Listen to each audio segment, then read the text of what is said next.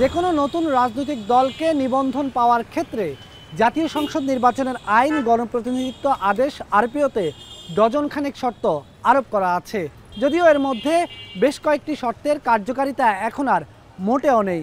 এই যেমন কোনো নতুন দলকে নিবন্ধন পেতে হলে স্বাধীনতার পর থেকে এখন অবধি যে কোনো একটি সংসদীয় আসনে দলীয় প্রতীক নিয়ে বিজয়ী হতে হবে। এই বিধানটি কাগজে কলমে থাকলেও মুখে মুখে অনেকটা রহিত হয়ে গেছে। এটি শুধুমাত্র 2008 সালে যখন প্রথমবারের মতো রাজনৈতিক দলগুলোকে নিবন্ধনের আওতাভুক্ত করা হয় তখনকার জন্যই কার্যকর ছিল। তবে এখনও নিবন্ধনের এমন কিছু শর্ত আছে যেগুলো যে কোনো নতুন দলের ক্ষেত্রেই বেশ কঠিন এবং চ্যালেঞ্জিংও বটে।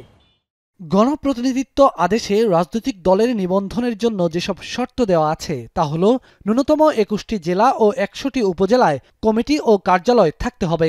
পাশাপাশি প্রতিটি উপজেলা বা থানায় সদস্য হিসাবে অন্তত 200 জন ভোটারের অন্তর্ভুক্তি থাকতে হবে। আগামী জাতীয় সংসদ নির্বাচন কবে নাগাদ অনুষ্ঠিত হবে সে বিষয়ে এখনও রাজনৈতিক সুরাহা না হলেও অন্তর্বর্তী সরকার কিংবা নির্বাচন কমিশনের পক্ষ থেকে এবছরের ডিসেম্বরকেই ইঙ্গিত করা হচ্ছে।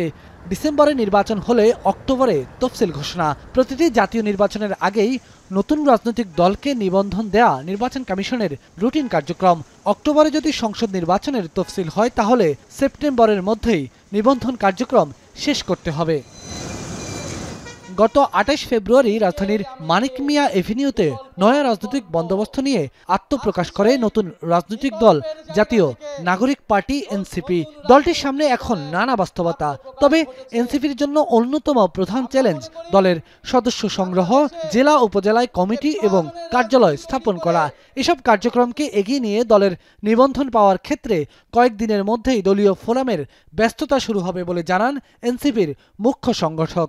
একটা পার্টিকে রেজিস্ট্রেশন করার জন্য এবং নির্বাচনী ইলেকটোরাল প্রসেসে অংশগ্রহণ করার জন্য যে ধরনের শর্তাবলী রয়েছে আমরা বিশ্বাস করি এবং মানুষের যে স্বতঃস্ফূর্ত অংশগ্রহণ আমাদের কাছে আমরা আত্মবিশ্বাসী যে আমরা এই শর্তাবলী পূরণ করতে পারবো। অর্থাৎ আমাদের 1/3 জেলাতে আমাদের কমিটি থাকতে হবে, 100-র বেশি আমাদের উপজেলা কমিটি থাকতে হবে, তারপরে সেটা কেন্দ্রীয় কার্যালয় থাকতে হবে।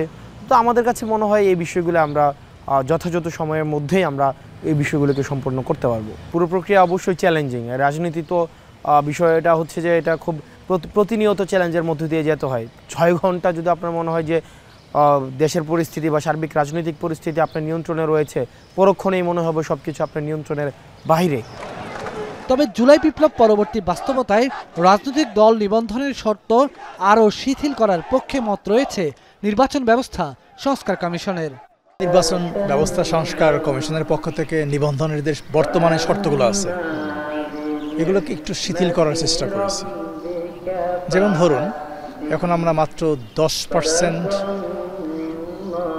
জেলা এবং 5% উপজেলায় যদি কারো অফিস থাকে, কমিটি থাকে এবং একই সঙ্গে সর্বনিম্ন যদি 5000 সদস্য থাকে তাহলে তাদেরকে আমরা নিবন্ধনের অনুমতির কথা বলেছি।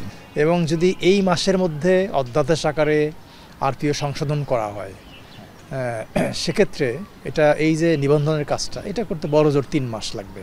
আপনি ধরেন যে এপ্রিল, মে, জুন। এদিকে নিবন্ধন ও সাংগঠনিক কাঠামো তৈরির পাশাপাশি আগামী নির্বাচনে 300 আসনে ভোট করার প্রস্তুতির কথাও জানালেন এনসিপির এই শীর্ষ নেতা। আমরা তো 300 আসনেই আমাদের যেহেতু আমরা রাজনীতিতে এসেছি এবং একটা গণ-অভ্যুত্থান পরবর্তী রাজনৈতিক দল এবং সবচেয়ে বেশি জনসমর্থিত এবং তরুণদের যে একটি আকাঙ্ক্ষা রয়েছে, আগ্রহ রয়েছে, এটা আমাদের দায়িত্ব সম্পর্কে আমাদেরকে সচেতন করে দেয়। তো সেই জায়গা থেকে আমরা আশা করছি এবং এটি আমাদের লক্ষ্য যে 300 আসনকে টার্গেট করেই আমাদের রাজনৈতিক কর্মসূচি পরিচালিত হবে।